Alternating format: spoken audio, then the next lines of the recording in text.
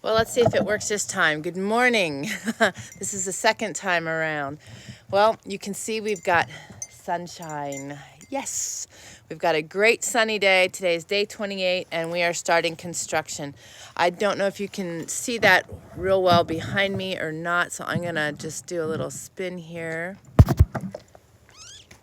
It is just gorgeous. We had a very heavy frost, so everything is just shiny and it's crisp. You can see that the fires are smoldering here next to us, so that's a good thing. That'll draw in the animals, so it's all good. This is going to be a short and sweet video. I want to answer a couple questions. Toika asked the other day if we have 5G out here. No. Good morning, Miss Tammy. We do not have 5G, although it is in the works. But for the last 10 years, we've lived out here in a 30-mile radius dead zone of no cell service, which has been fine for us. We have used voice over internet for phone. I refuse to spend the astronomical amounts of money to have a phone line run when they don't work all the time anyway out here. So we just chose to do voice over internet and it works fine. We text, we get along just fine. However, with COVID and the schooling and the different things that are going on, and it had already been in the works out here, there is a tower that is erected nearby, so we will have service before long here. Just don't know exactly when, but you know, it is what it is. It might help us, it might not. I don't really know. As far as doing the educating that we do, it might be a bonus and a help, but I'm going to show you how we have service here. We started out with HughesNet at the other property, which is satellite internet, and because I'm a web designer and programmer, it was just horrible. My upload and download times were excessive because of what I do, and it just cost us out the nose. So several years ago, about 8 years ago, a young entrepreneur locally put a solar tower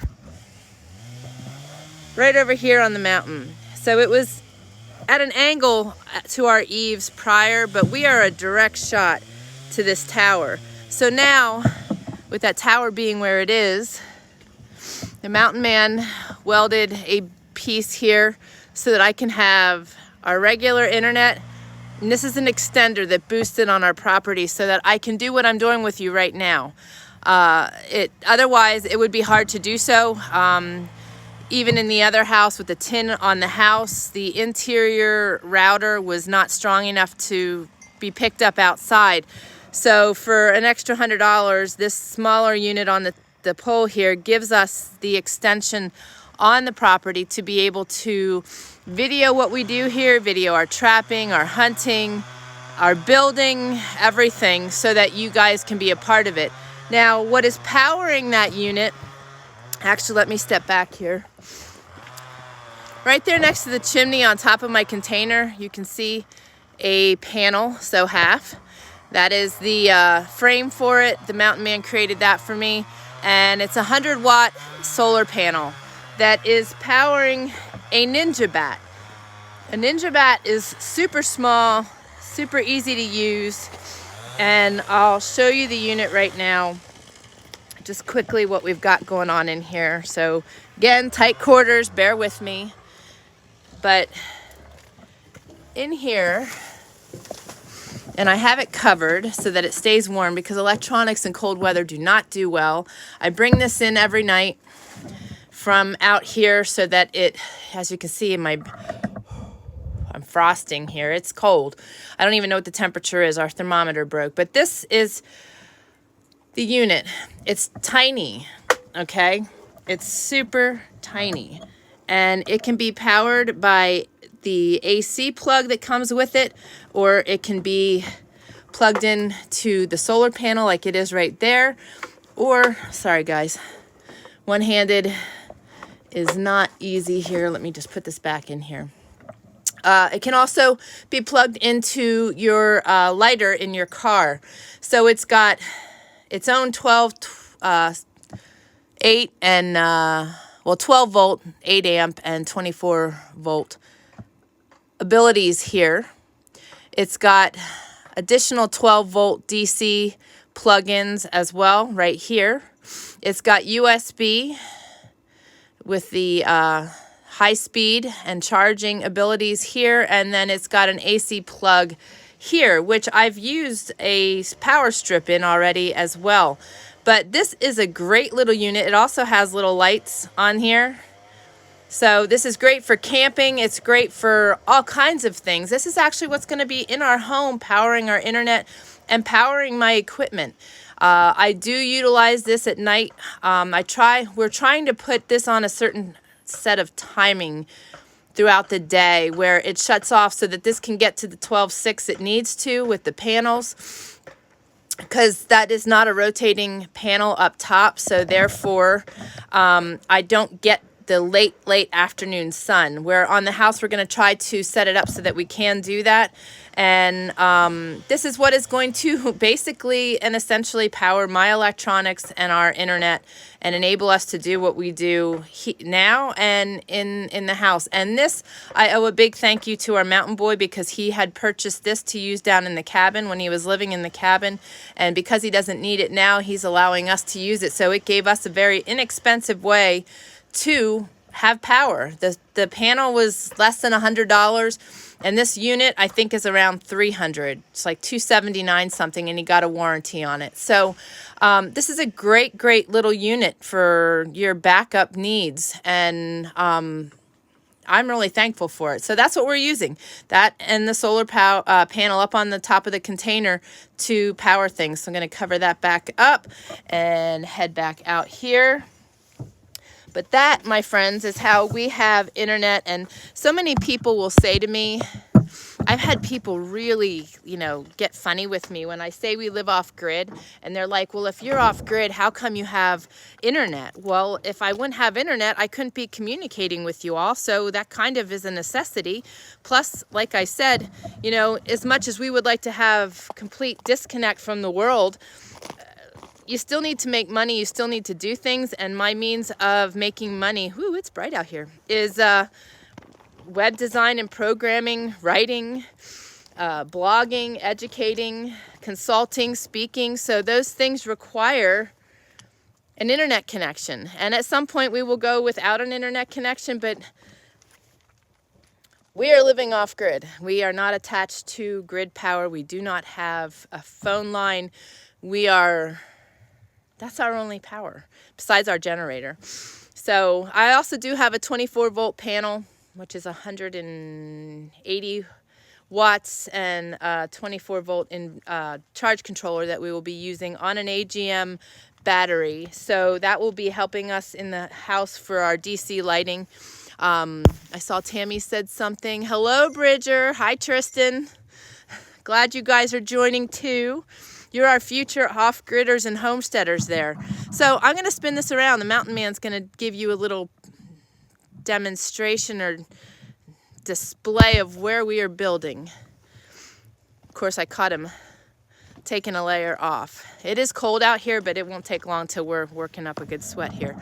By the way, guys, while he's doing that, we have 4 days, basically. They're calling for crappy weather again to set in come Wednesday. So we've got today, which is Saturday, Sunday, Monday, and Tuesday to get this baby under roof. And that's what our goal is and our plan is. So I'm going to spin this back around and let him take over. Okay, you're live. I know. I should have told you that. Could you? All right. You're alive? I'm alive. You're breathing? Yep. Aye. All right, so what do we got? What am I supposed to say? Well, where are we building? Let's see it. Show it. Walk it out. Dance it. Whatever you want. Dance. I should have said that first. I might have got him on that one. Pilgrim? I know this is going to be small, but eventually it's going to be our guest cabin. So I don't want to build anything too huge. Because we're going to move it. We're going to move it. I'm building it on skids. I'm going to be putting, I cut some blocks over there. I don't know if you can see them real well, but I cut some blocks there. Those will go under the runners. I didn't want the runners sitting directly on the ground. So. And when he says skids and then he switched to runners, picture a sled. It's going to be the whole thing will get built on top of, well, into these like ski type things, and that way when we go to move it, I can just put logs underneath it and roll it and move it. It's going to be 16 by 12. Is that inside or outside dimensions? I'm going to try and make it, if I can get everything to work right, inside dimensions. And then it'll have a porch on the front. The porch, not so much the house or the cabin or whatever you want to call it. Guest cabin, yeah. I'm not going to screw everything together, but the porch, I'm going to screw the porch on. That way, to move it, I can just unscrew stuff and take detach. Take the porch off, and then I can put the porch back on wherever its final resting place is going to be. But our view is going to be out that way. Which would be that of our house. That's why we're doing it this way. Yes, the house, that's the pillars for the house there. I just don't have time to build it the way I want to build it, so I'm not going to rush it. Right. But facing out that direction. I love our view. I can't wait to have my morning cup of coffee on the porch. The porch will be basically it'll be a 6-foot porch. So, what do you have? Mrs., what did you find? Treasures. It'll be a 6-foot porch, the full length of the cabin. So it'll be 6 by 16. Yeah, so it's basically right here where she's gonna sit. Yeah. And it looks small, but I mean, we were analyzing our current accommodations, and we've got sleeping, kitchen, shower, even the Lugabaloo in that small space, where this will have 2 stories. Yeah, this is gonna have a 2nd story on it. So the bedroom area will be up top, and then it'll have a trap door that'll go upstairs, and then a ladder that'll go up, and the ladder can fold up out of the way. That way, when we're downstairs, you just put the ladder up, get it out of your way. I might put that on a dumbwaiter system. Cool. I'm not sure. But then once you're upstairs, there's a trap door that'll come down, that'll fold down. That way you have that whole area. You're not having a hole in the floor where you're going to come up. Right. And explain what you're doing so that we can get our things upstairs. Oh, there's going to be a section in between, like where the trap door is, and in between there's floor joists. In between that, I'm going to make a section that will come out of that, so that we can get our mattress and our dressers and stuff up through, and then I'll just put that back into place, screw it down, and then your trap door will be on this side of it. Yeah. So that way we can get our stuff in and out. We're so anxious to have our own bed instead of sleeping in cots. We forgot how rough on the body they are for a long period of time. And we had an air mattress a decade ago. We don't have that now. So the roof, I'm not going to do a peaked roof. I'm going to do a single slant roof. It'll be roughly a 5/12 pitch on the roof. I'm not too concerned about the snow and the snow load. As small as it is and as warm as we'll keep it. And also I tend to overbuild stuff, so I'm not really concerned about the weight or anything. Weight limit and stuff like that. Yeah. I've been told many times that I overbuild stuff, but I'd rather it overbuilt than underbuilt. Exactly. So, Exactly. yeah. This stuff is stout. So I don't know if they can see the pins. So you just want to walk the diameter of it real quick. Well, here's your 12 is from this pin here over to this pin here. Yep. And then across to this pin is the 16. And then obviously the 12 and back to the 16. Yeah. So looking at the pins, it doesn't look that big. It looks really small. But when you're actually have something to compare it to, it's actually a decent sized building. And it's all about how you lay it out, what your priorities are, and things that are important to you, and design. So I think it'll work out perfectly for us for a nice place to winter. Our house won't be that much bigger, honestly. Oh, this is 16 by 12. The house is going to be 18 by 20. Yeah, I think so. I think that's what it was. Something like that. Yeah. And with the 8-foot porch storage area and 8-foot storage room. Yeah. So it's just that the house itself required a lot more lumber because it was a peaked roof, and that involves a lot of milling. I mean, right there behind him and under that black plastic is a month's worth of milled lumber. This is day 28, so we're almost at the end of October, almost a month into this, and it took a month to mill all that lumber because you've got to... That was also getting the logs. That's what I was just going to say. Harvesting, you've got harvesting the trees, getting them here. You know, you got the limbing and all that out in the wilds, and then getting back here and getting them on the mill and getting them to size. And it's a lot of work, but it's something that we enjoy doing. So we also enjoy being under roof and in the warmth of a cabin. So with that being said, we're going to jump off of here, and I'm going to flip this around. You want to say adios?